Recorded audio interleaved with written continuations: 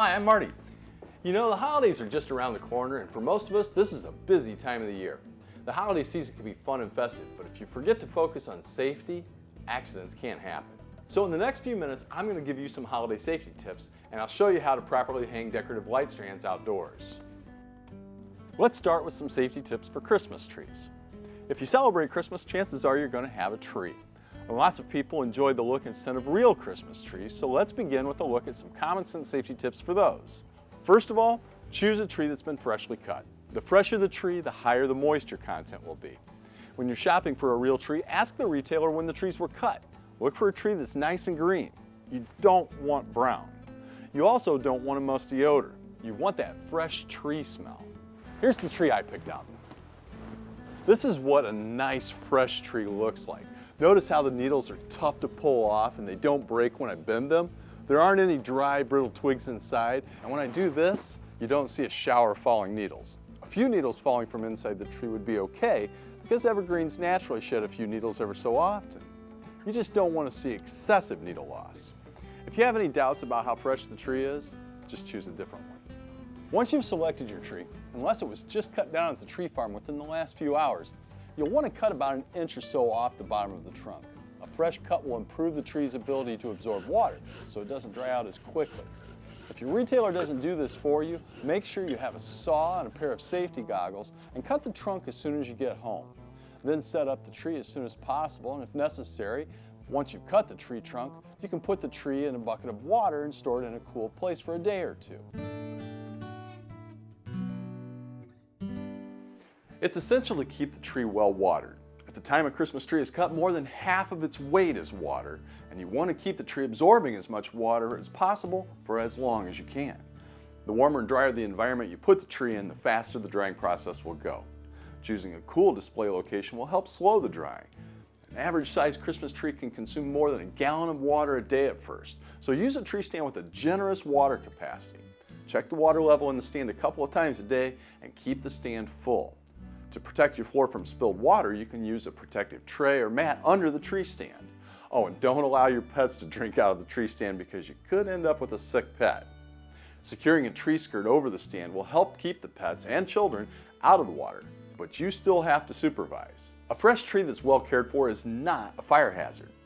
But if the tree were neglected and let to dry out in your house, you'd have to be careful about heat from older damaged Christmas lights, sparks from cigarettes, matches, or fireplaces, or other sources of heat or flame. After the holidays, or when the tree is dry, whichever comes first, dispose of it promptly and properly.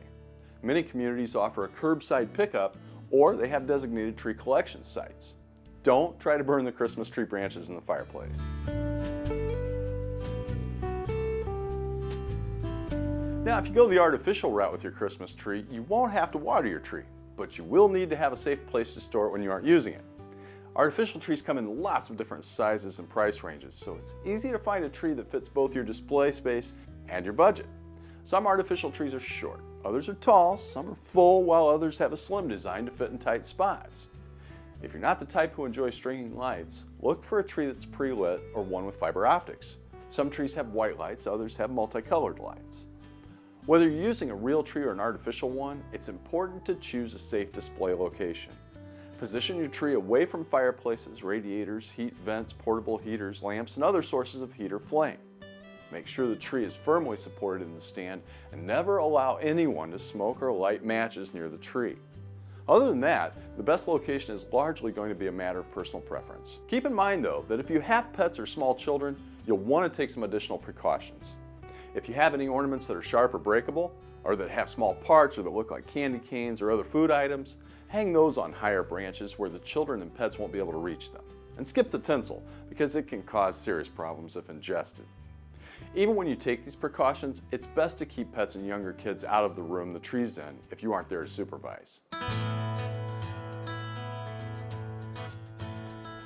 Okay, now let's move on to safety tips for candles and fireplaces.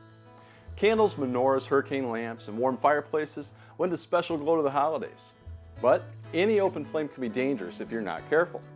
When you're burning candles, use sturdy candle holders that don't tip easily. And to keep the flame height under control, trim the wick to about 1/4 of an inch before you light it. And never put candles on a Christmas tree of any kind. Avoid putting candles near exit doors, open windows, or other draft sources, or next to or directly below anything that could burn, or where they could get knocked on the floor. Keep your candles, matches, and lighters out of the reach of children and pets, and never leave a burning candle unattended. If you love the look of flickering candlelight, but you'd prefer to avoid the flame, you can use electric or battery-operated flameless candles as safe alternatives.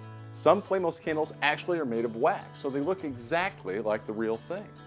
And let's not forget about the other main source of holiday flames, the fireplace. To keep your fireplace cheerful during the holiday season, don't light a fire unless you've had the chimney professionally inspected and cleaned of any creosote or soot accumulation within the past year. Don't forget to open the flue before you light a fire. And keep the Christmas tree and other decorations away from the fireplace.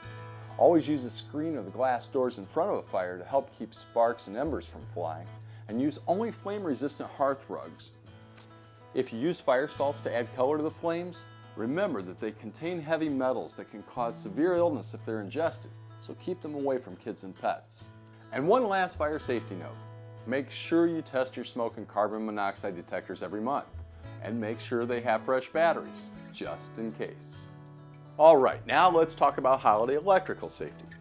This time of the year, people hang decorative light strands just about everywhere. On the Christmas tree, around the house, on the house, and even in the landscaping. And if you're like most people, you've probably got a lot of light strands in storage. Make sure all your light strands have been approved by an independent safety testing lab like Underwriters Laboratories. And inspect all of your light strands before you put them up, even if they're new.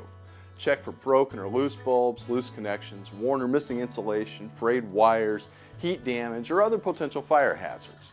If there's any damage, throw the strand away.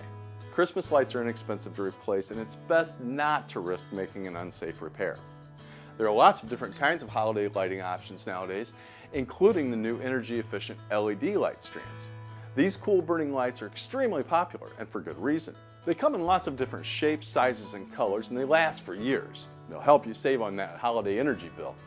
Of course, you'll want to test all your lights and replace any burnout bulbs before you hang the lights, especially if you'll be putting them on the house. Just remember to unplug the lights before you change any bulbs or fuses. Many light strands are designed so that you can connect multiple strands together. And if you're going to do that, check the box for the maximum number of strands you can put together. Never exceed that number. Now, a lot of people like to hang lights on the outside of their house. If you're putting lights outdoors, always choose lights that are labeled for outdoor use. Never use indoor-only lights outside because they aren't weatherproof. And by the way, don't use outdoor-only lights indoors as they might burn too hot. When you hang lights outdoors, fasten them securely to prevent wind damage. This means using proper hangers. If you don't mind using nails on the outside of your house, you could use clips like these. If you don't want to dry fasteners, there are lots of other clip styles to choose from. These clips, for instance, will hold any size lights on all roof and gutter styles and on deck railings, fences, and vinyl siding. If you want to attach lights to your shingles, these would be a good choice too. There are even clips for banisters or railings. Use clips instead of staples or nails for hanging your lights. That way you won't risk piercing the wire insulation and creating a shock or fire hazard. Besides that, they'd be a pain to remove. Before you start hanging your lights, make sure you have enough strands and hangers to get the job done. You'll also want to make sure you have enough outdoor extension cords and available outlets to avoid overloading. To avoid shock hazards, always plug outdoor decorations into outlets with ground fault circuit interrupters. Remember, test your lights before you hang them, but don't leave them plugged in while you're hanging them. As you're hanging the lights, be sure to position them where no one will walk on them, including you, while you're hanging them. Also, you'll want to leave a little bit of slack. You want to avoid pulling the strands taut because that would stress the wires, but you don't want so much slack that the wires flap around in the wind either. Once you've hung your lights, plug them in and turn them on to make sure everything works properly. Whether your lights are indoors or out, always turn them off or unplug them before you go to bed or before you leave the house. To make it easier to turn off those hard-to-reach indoor lights, you can use an ornament switch or an extension cord with a foot switch. For your outdoor lights, use an outdoor safe remote switch like this one. Here's to a happy and safe holiday season. I'm Marty, and I'll see you on the next project.